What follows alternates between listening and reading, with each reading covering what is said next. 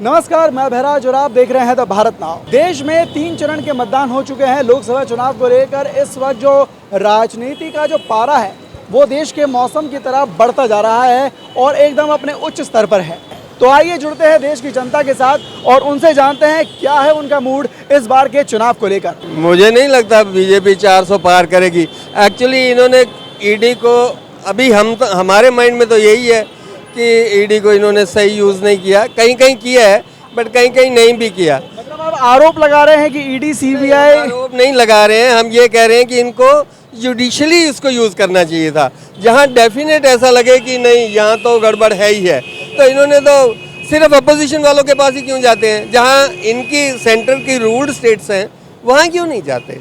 400 पार का दावा ठोक रही थी बीजेपी चुनाव से पहले तक, लेकिन अब बीजेपी खुद 400 पार की बात करने से हिचकिचा रही है। क्या इसे डर कहेंगे या कुछ और? नहीं, डर तो नहीं कह सकते। हमारे मोदी जी का माइंड बहुत मैच्योर है, कहाँ से कहाँ पहुँचा दिया। यूनाइटेड नेशन सिक्योरिटी काउंसिल की सीट हमें चाहिए ही और वो मोदी जी के रहते ही आएगी और कोई ला भी नहीं सकता उसको। हमारे एक्सटर्नल अफेयर मिनिस्टर हैं वो बड़े स्ट्रांग हैं, बाकी सब कुछ बहुत अच्छा है, लेकिन मुझे नहीं लगता कि 400 पार कर पाएंगे। एक्चुअली इन्होंने कुछ एजेंसीज का, मुझे ऐसा लगता है, that is my personal opinion, कि उन्होंने कुछ एजेंसीज का ठीक तरह से इस्तेमाल नहीं किया। अगर ठीक तरह से किया होता मोदी जी को 5 साल तो क्या अगले 20 साल तक कोई नहीं हटा सकता था। 2024 चुनाव के लिए मैं तो कहता हूँ कि दिल्ली में केजरीवाल सरकार आनी चाहिए। केजरीवाल सरकार तो है दिल्ली के लिए हमें तो देश की, यहाँ तो देश की सरकार की बात है। देखिए सर, ऐसे मुद्दे हैं बहुत सारे जो गरीबी के लिए कोई बात ही नहीं करता। जिन चीज़ों के लिए मुद्दे होते हैं उन मुद्दों पे कोई बात नहीं करता। जब कोई बात पूछी जाती है वो सिर्फ ये बोल देते हैं हम श्री राम को लाए हैं।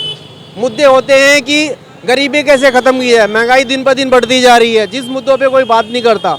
तेल हो गया, राशन हो, किसी चीज़ को कोई मुद्दे बात नहीं है। सिर्फ ये कहते हैं श्री राम श्री राम श्री राम। राम सबके हैं, राम सिर्फ अनोखे बीजेपी के नहीं है या केजरीवाल के नहीं है या कांग्रेस के नहीं है, राम सबके हैं। लेकिन राम क्या कहते हैं, घर में खाना ना खाओ या पानी ना पियो, अडानी या अमानी सबके लिए है। लेकिन अगर एक बेरोजगार कुछ मांगता है तो उसके लिए क्या करते हैं, उसको उठा के जेल में डाल दो आप।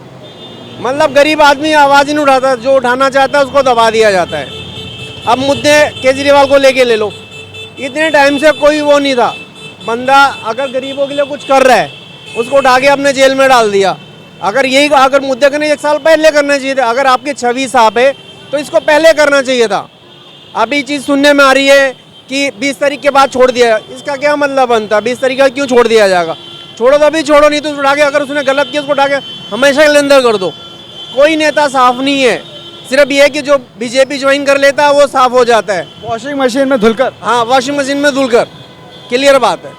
जो स्पष्ट है वो कहा जा रहा है। लेकिन मैं कहूँगा दिल्ली के अंदर, मैं मानता हूँ दिल्ली में केजरीवाल सरकार है, लेकिन मैं कहता हूँ, लोग कहते हैं कि हमें प्रधानमंत्री कोई नहीं मिला, लेकिन इंसान ही चेंज करता है।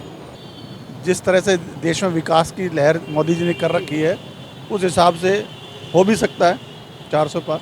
लेकिन अब तो मोदी जी भी 400 पार की बात नहीं कर रहे। पिछले 2 चरण के अंदर जहां उन्होंने हर मंच पर एक ही बात कही कि 400 पार बीजेपी, 400 पार बीजेपी, वहीं अब उनके भाषणों में ये 400 पार शब्द गायब सा दिख रहा है। तो क्या वो डर गए? नहीं, ऐसी कोई बात नहीं, डर नहीं गए वो तेज़ी से उभर के आ रहे हैं सामने, ऐसी बात नहीं है। और मोदी है तो सब मुमकिन है।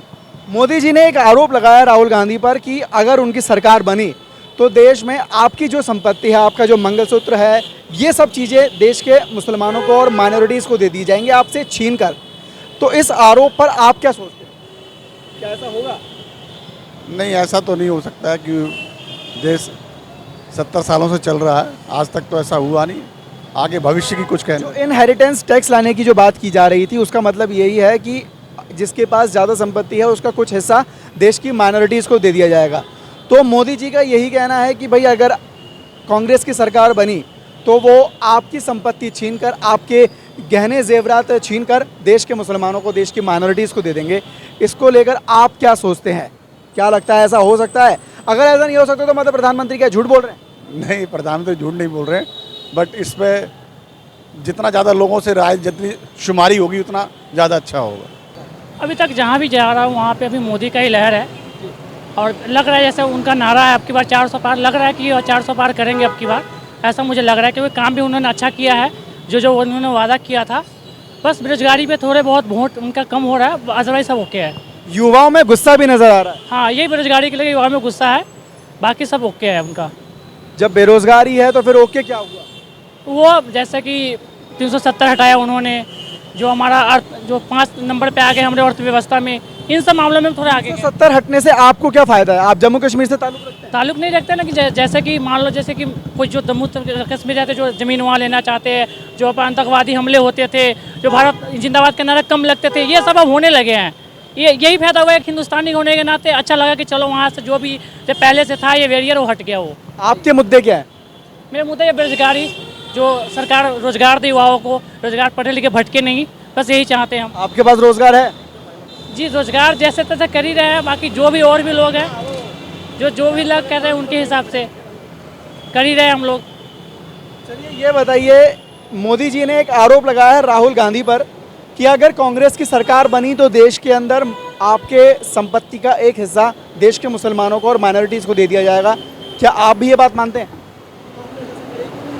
जहाँ तक कांग्रेस की सोच है, जिस तरह से वो कर रहे हैं, तो मुझे उनके पे कोई विश्वास नहीं था कांग्रेस पे। मैं किसी पार्टी से ताल्लुक़ नहीं रखता, लेकिन कांग्रेस की जो सोच है पहले से कर रहे हैं वो, तो इसके बारे में कुछ कहना नहीं चाहूँगा। क्या करेंगे नहीं करेंगे, अब उनके घोषणा पत्र क्या है इसके बारे में मुझे कुछ ज़्यादा जानकारी नहीं है। तो ये थी देश की जनता की राय 2024 के चुनाव को लेकर। उन्होंने बताया कि इस बार किसकी सरकार बनने वाली है और उनका समर्थन किस पार्टी को जाता है। फिलहाल के लिए इस वीडियो में सिर्फ इतना ही, लेकिन ऐसे ही तमाम रिएक्शन से जुड़े रहने के लिए, तमाम खबरों से जुड़े रहने के लिए देखते रहें द भारत नाउ।